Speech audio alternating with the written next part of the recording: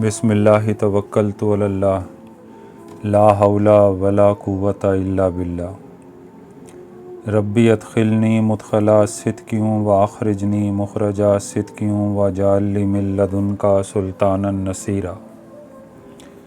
अल्लाहुम्मा अरिनल अशियाई कमा हिया।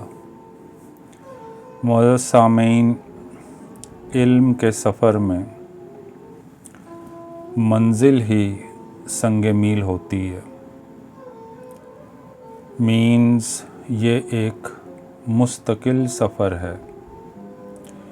इसमें कुछ अरसे के लिए आप पड़ाव कर सकते हैं, लेकिन आगे बढ़ते रहने में ही आफ़ियत है।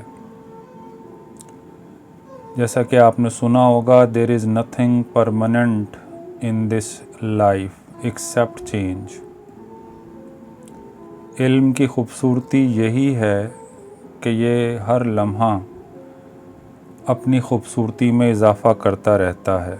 इसीलिए अहमद जावेद साहब ने एक कौल मुबारक में फ़रमाया था कि इल्म एक मुस्तकिल शायद है। अब सोचना चूँकि एक बहुत ही मुश्किल काम है, इसलिए हम में से अक्सरियत या तो अंदाज़े लगाती है या फिर फ़ैसले सुनाती है। कुछ भी सीखने के जो 3 मराहिल बताए जाते हैं, वो लर्निंग, अनलर्निंग और रीलर्निंग है।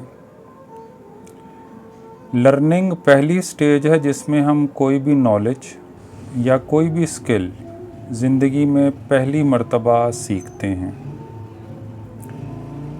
अनलर्निंग क्या है? कुछ अरसे के बाद अगर हमें महसूस होता है कि हमारा सीखा हुआ इल्म या स्किल अब वक्त गुज़रने के साथ आउटडेटेड हो गई है, या वो इनकरेक्ट थी, या जो हमने आदत अपनाई या जो मफरूज़ा बनाया वो गलत था, तो उसको ख़त्म करना ये अनलर्निंग है।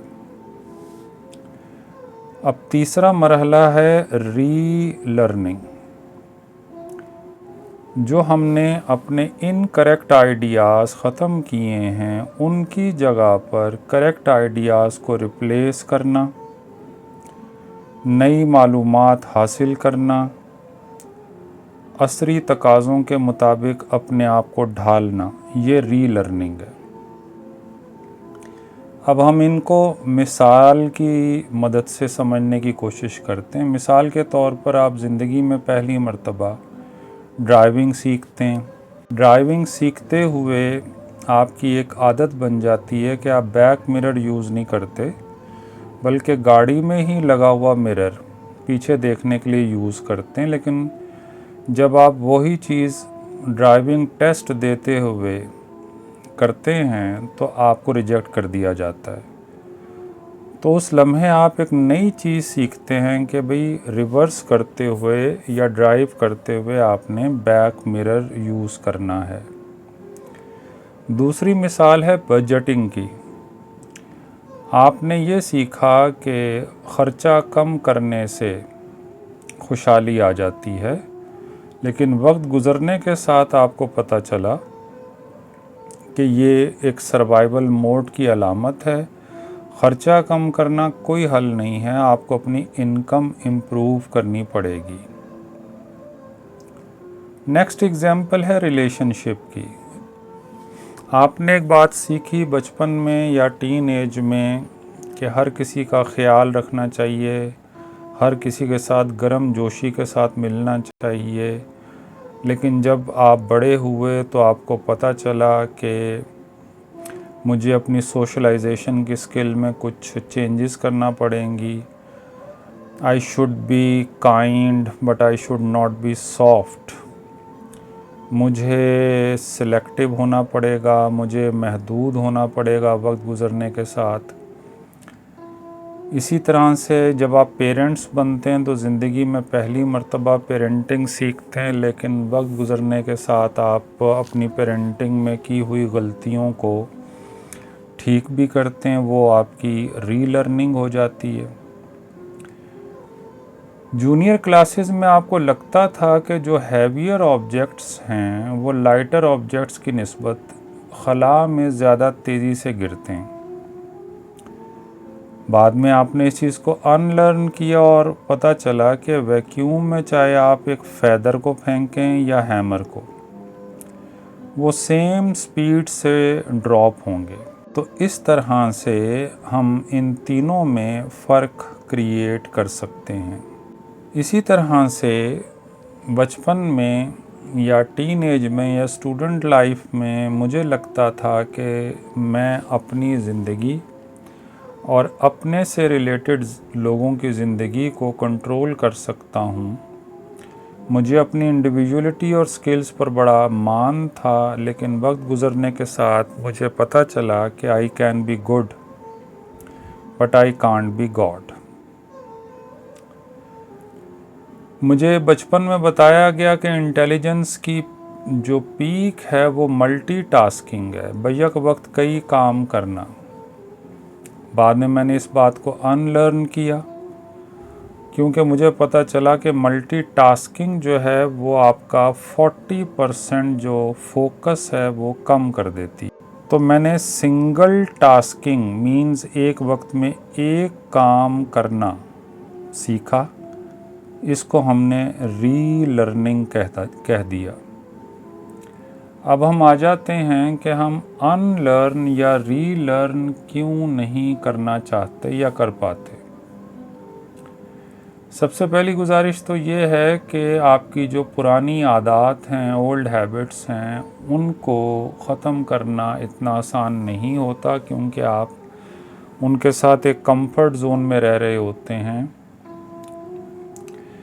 दूसरी गलती हमसे ये होती है कि हम अपनी मेमोरीज़ को डिलीट नहीं करते, हम उनको सप्रेस कर देते हैं।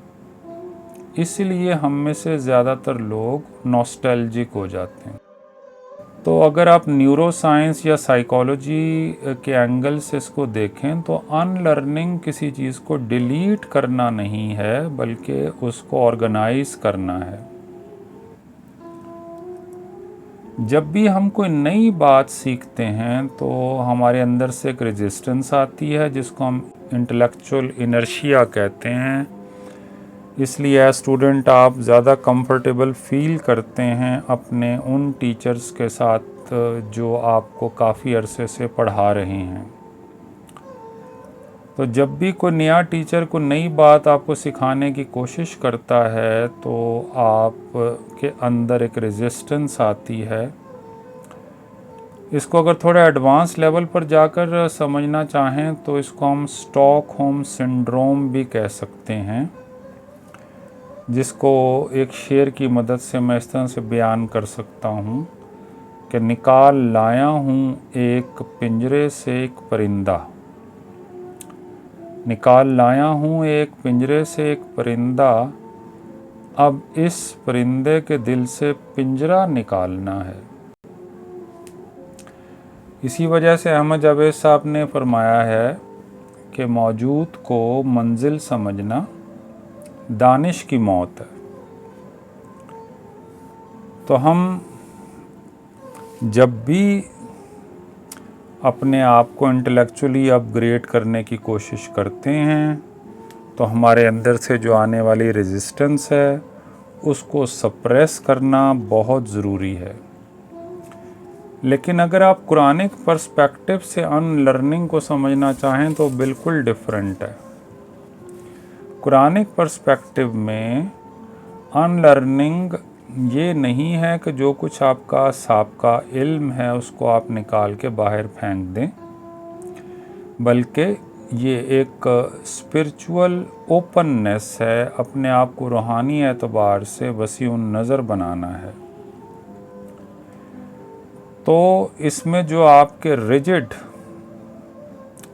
जो मफरूज़े होते हैं या आपके अंदर जो एक इंटेलेक्चुअल एरोगेंस पाई जाती है, जिसको हम सुपीरियरिटी कॉम्प्लेक्स भी कहते हैं, उसको अपने अंदर से निकालना बहुत ज़रूरी है।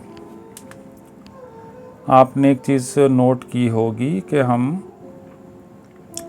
रिवायत से ज़्यादा रावी पर गौर करते हैं। تو ہمیں جہاں سے بھی اوتھینٹک نالج ملے اس کی رسپیکٹ کرنا بہت ضروری ہے۔ اگر ہم ذہن بنانے کے لیے قرآن شریف پڑھتے ہیں تو اس کی اور تاثیر ہوتی ہے، بنے ہوئے ذہن کے ساتھ پڑھتے ہیں تو اس کا اثر اور ہوتا ہے۔ اسی حوالے سے احمد جاوید صاحب نے قرآن کے حوالے سے ایک جگہ پر فرمایا ہے کہ روز مجھ سے خالی ہو اور روز مجھ سے بھرو۔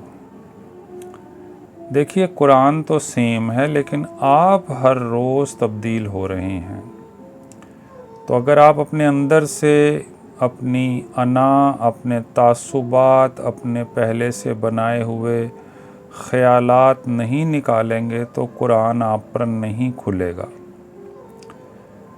اس کے ساتھ ساتھ ایک بات ہمیشہ ذہن میں رکھیے، جو عارضی کنفیوژن آپ کے ذہن میں آتی ہیں، سوالات آتے ہیں، یہ ڈیپ تھنکنگ کی علامات ہیں، یہ ڈس بلیف کی علامات نہیں ہیں۔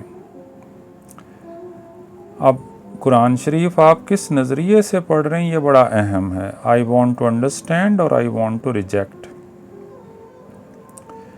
مجھے قرآن شریف پڑھتے ہوئے ایک بات ذہن میں رکھنی چاہیے کہ اللہ نے جو میرا دماغ دیا ہے اس کی ایک محدود کیپیسٹی ہے اور اس کی کوئی فائنل اتھارٹی نہیں ہے۔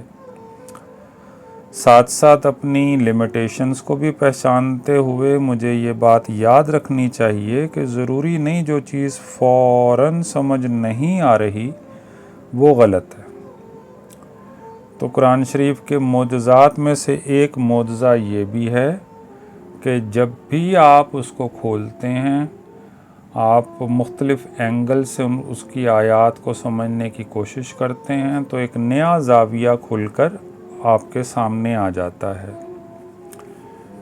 تو احمد جاوید صاحب کی بات پر ہی میں اپنی گفتگو ختم کروں گا کہ علم کے سفر میں غلطی سے بچنا چاہیے، ڈرنا نہیں چاہیے۔ وما علینا الا البلاغ۔